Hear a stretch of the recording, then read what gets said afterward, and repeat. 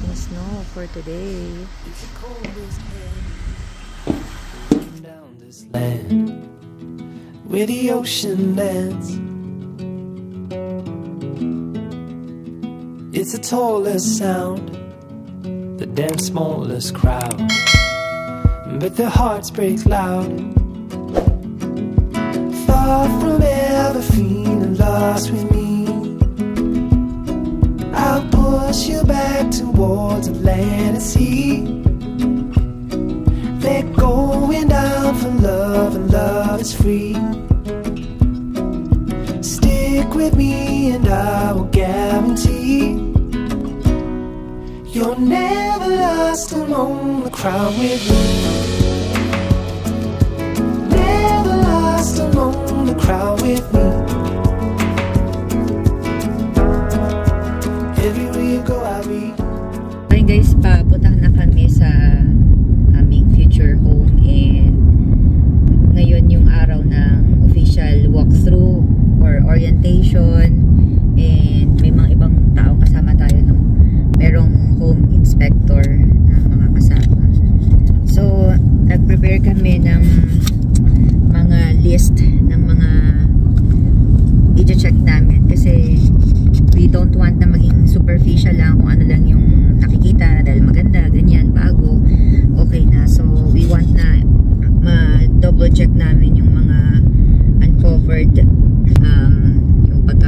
example, yung pag-close ng drawers, turnover na sa amin very very soon. And yung mga appliances nga din, yun, i-check din namin pala yun. Though may warranty, no? Pero syempre mas maganda na yung for the record, may check na rin siya. Yung walkthrough tatagal siya ng 1 hour and 30 minutes. So tagal-tagal din talaga.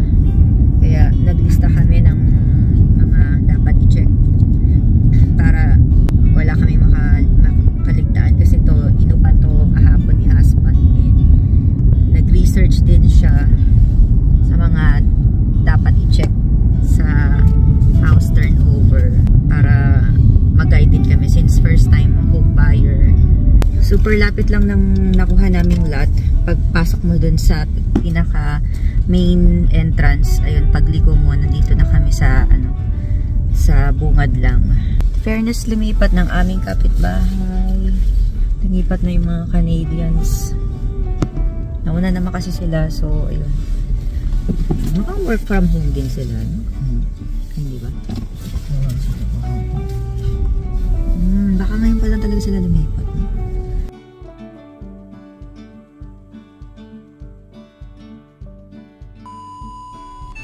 And nandito na kami sa bahay. Nihintay na lang namin yung kasama namin sa walkthrough. Parang may snowstorm sa ibang lugar, ibang province, pero dito yan, hangin lang, and maraming snow. Maraming snow ngayon. Parang nag-winter ulit. 2,000 years later. Yun, wala pa rin yung aming hinihintay sa walkthrough. Tama lang naman kami sa oras. Eksakto lang kami. Hindi kami late. So, sila yung late. So, yan, hinihintay lang natin. And si husband, ayun, natin siya sa door.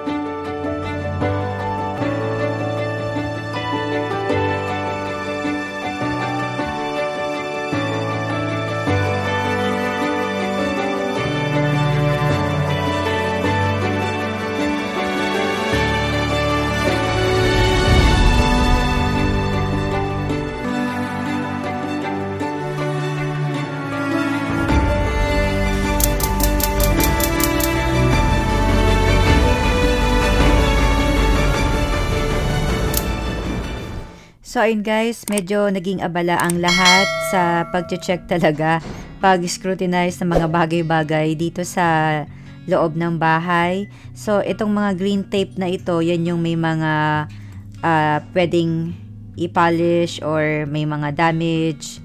ayun, siguro kasi gusto rin ng builder na talagang ma-turn over ng in perfect condition or in great condition yung bahay. So, kaya may ganitong process.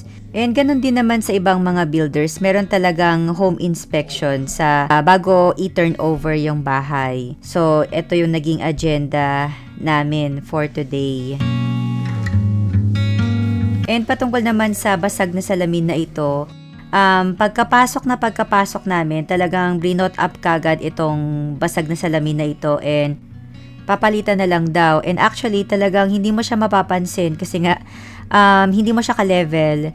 So, mataas siya. Kaya, good thing naman, honest naman sila doon. And, ayun, sabi ng inspector na papalitan naman siya. So, wala naman magiging problema. Pati yung mga appliances, chinek din ni husband.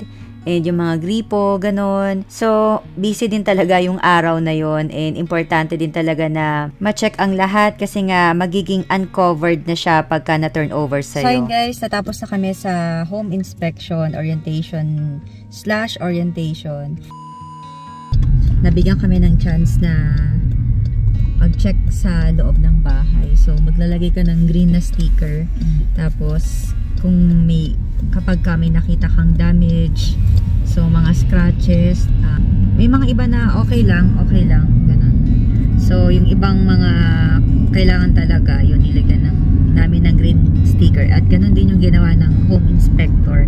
So, yung home inspector sa research din namin kasi sa, siya, bali third party siya, hindi siya connected sa builder. So, chinek din namin yung reviews ng company na yon and maganda yung review. And nagulat nga kami, sa pa lang, mayroon na kagad siyang nakita agad-agad na kahit na hindi pa niya nilalapitan. So, kanya-kanya lang kami ng pag-check ng ng buong bahay actually. Mga drawers, cabinets, paints,